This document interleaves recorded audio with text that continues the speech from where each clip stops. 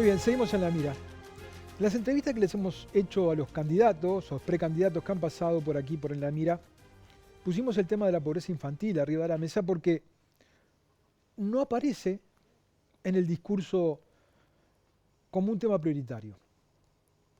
Esto no es nuevo.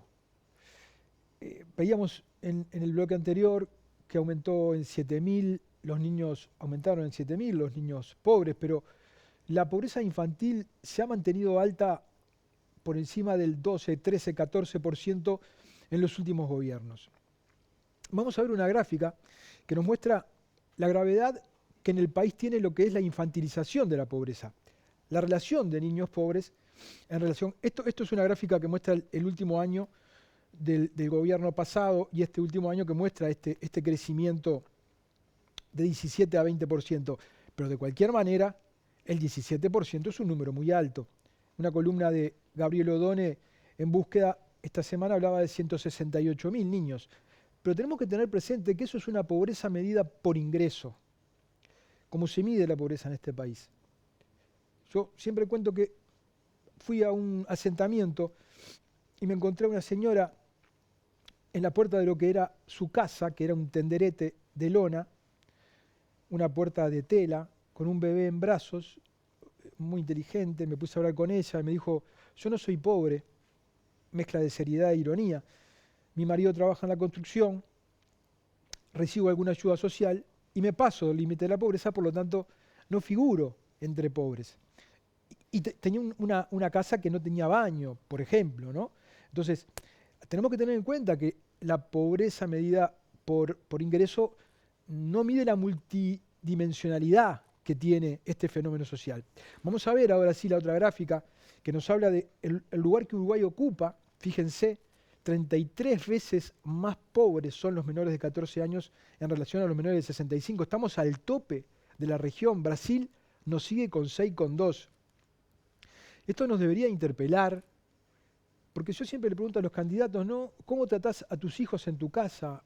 ¿Por qué los hombres públicos no trasladan sus valores de cómo tratan a sus hijos para tratar a los más débiles entre los débiles?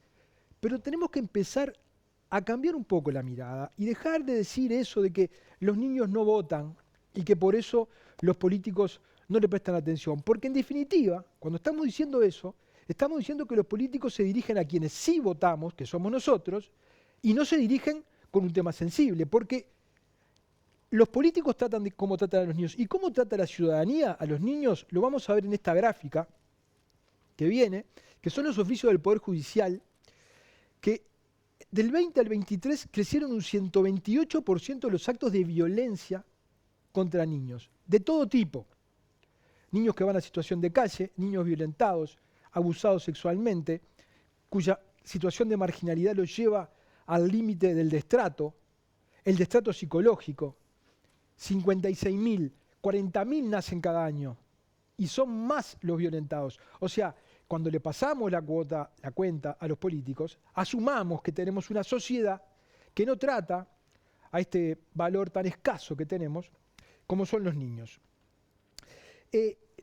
Vamos a ver otra gráfica que Cristina Lustenberg utiliza mucho, que es los efectos en el cerebro de un niño menor de 3 años, la primera infancia, ¿no? Un niño de 3 años con deprivaciones y uno con una vida normal, digamos. Luego de los 1.000 días de vida, esto no tiene marcha atrás.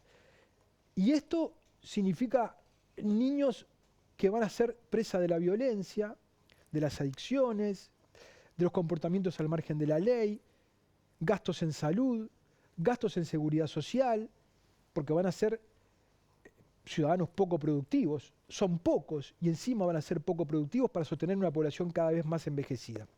Vamos a ver un pedazo de una nota que le hacíamos aquí en La Mira al sociólogo Fernando Figueira, jefe del Fondo de Población de Naciones Unidas, que hablaba sobre el tema de la inversión en infancia. 5 es nosotros. Bueno, si nosotros pasáramos de ese 0,3 a 1,52, que es el promedio de que es el 43 promedio países. simple de los países de renta alta, ¿sí? Entonces, acá mirando los datos que produce este documento, ya estaríamos por encima, 1,52, de lo que se estima para reducir la pobreza infantil a menos de la mitad. Pero ahí tenemos que ir a un 1%, a un punto del PBI. Efectivamente, a un punto del PIB. A un Hoy punto estamos en del PIB. 0,5 en transferencias monetarias. Ah. ¿Sí? Ese 0,5 del PIB, que estamos hablando más o menos de unos 370 millones de dólares, ¿sí? Pensemos que es un punto del PIB de un total del gasto social uruguayo que anda cerca del 27% del PIB. 26-27% Un del gasto PIB. social importante que el país hace. Sin duda. 27%. Y pensá que no es el punto entero del PIB, 0,5 ya lo tenemos, es aumentar 0,5. Claro. Es encontrar espacio fiscal de 0,5 dentro del espacio fiscal de la política social, eso sería una posibilidad, o dentro del espacio fiscal del gasto público total.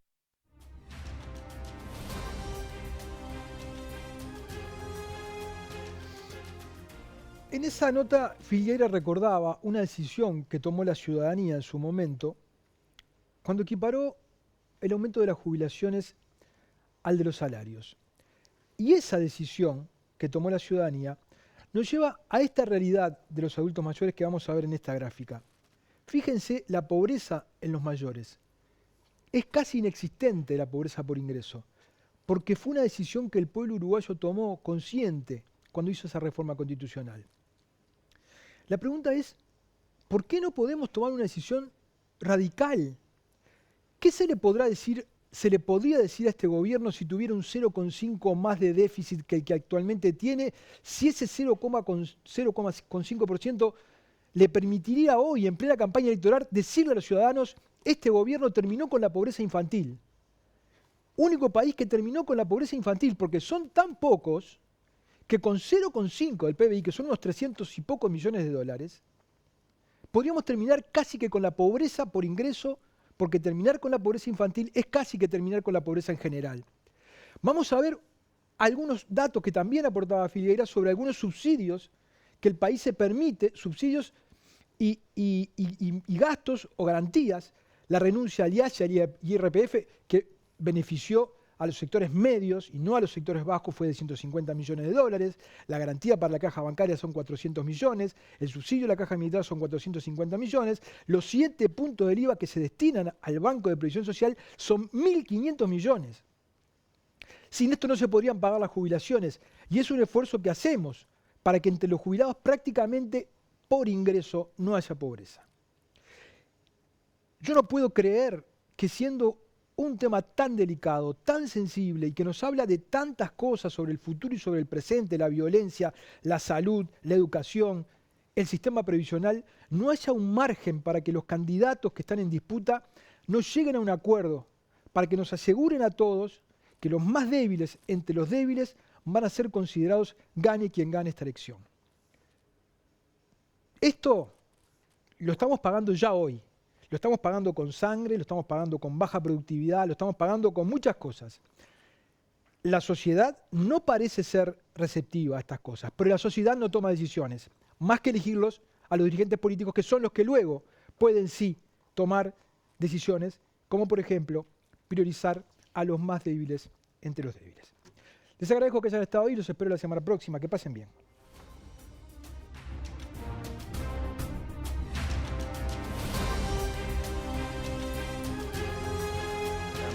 Fue una presentación de